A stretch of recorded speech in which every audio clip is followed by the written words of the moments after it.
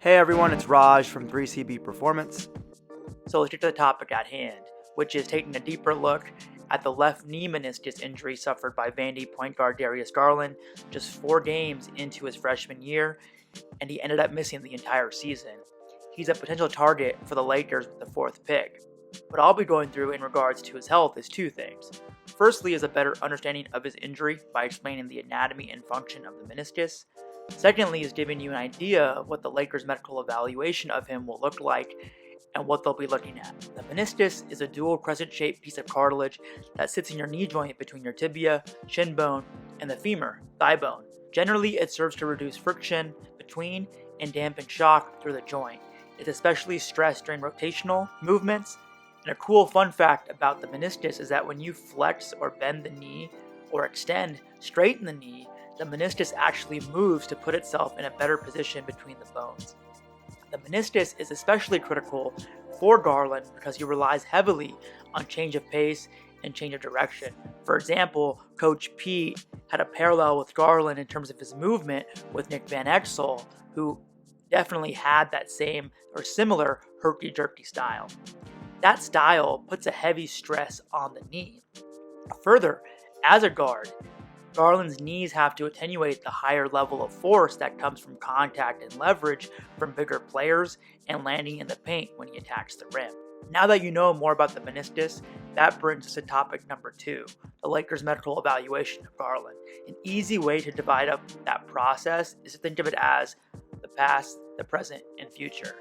The medical staff will be evaluating his entire medical history, but I'll focus on the musculoskeletal because that's my specific scope of practice. The past would start with his injury history. Does he have multiple injuries? Was this a one-off? Is there a trend line or connection? Further, for his meniscus injury, which he had surgically repaired, you want specifics. That's because meniscal tears, like real estate, are often about location, location, location.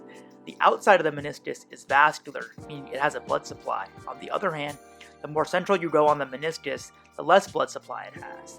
This distinction is really important. For peripheral tears, you can do a meniscus repair in which the tear is stitched back together and then it can heal due to the blood supply.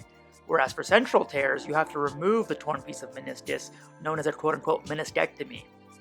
This peripheral versus central triage isn't a hard and fast rule for the type of surgery because the extent and type of tear also matter, but it's a key part of the calculus. The surgery type is important because meniscal repairs are being shown to have a lesser extent of knee irritation and arthritis risk as compared to meniscectomies. The research is still growing on that topic, but it does make sense mechanically, as when you remove a piece of force-absorbing tissue, it changes the loading at the knee and the overall stress tolerance.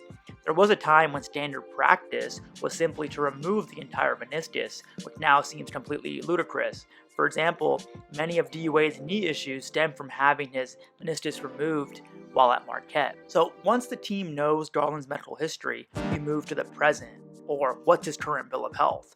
For the knee, that's going to be seeing his imaging and then taking him through an exam that looks at range of motion and strength. Further, the team would likely have tape from his Vandy Pro Day and USC workout to assess his current movement and look for any potential deficits. They'd be evaluating that throughout his private team workouts as well, and looking if he's lacking any confidence with certain movements as well. Finally, the team comes up with a projection for the future. Are there any yellow or red flags which might indicate compromised health or increased risk down the line? If there is a risk, how high is it and where does it fall on the scale of risk-reward? In the case of a meniscus injury, that can often be looking at the imaging and determining if there's any increased rate of wear on the knee cartilage. We all have natural wear on the cartilage over time and activity, but the key is whether the rate of cartilage wear is within normal limits or if it's beyond that normal variance. Meniscus removal and ACL tears are notorious for increasing those rates of wear, leading to higher risk for knee irritation and arthritic-like changes. With all this collected data, the medical team will come to a conclusion and overall profile on his overall health and meniscus injury, and the team will make a final evaluation of Garland about where they feel that risk-reward calculation is. So that's a wrap for this session. Hopefully it gave you some insight into Garland's injury and how the Lakers may evaluate it. If you have questions or comments, feel free to ask on here, or Twitter, or on the gram. My goal is to provide you with in-depth, thoughtful, and evidence-based information, so like, comment, share, and sub to the channel. Thanks for watching, and I appreciate your time. 3CB out.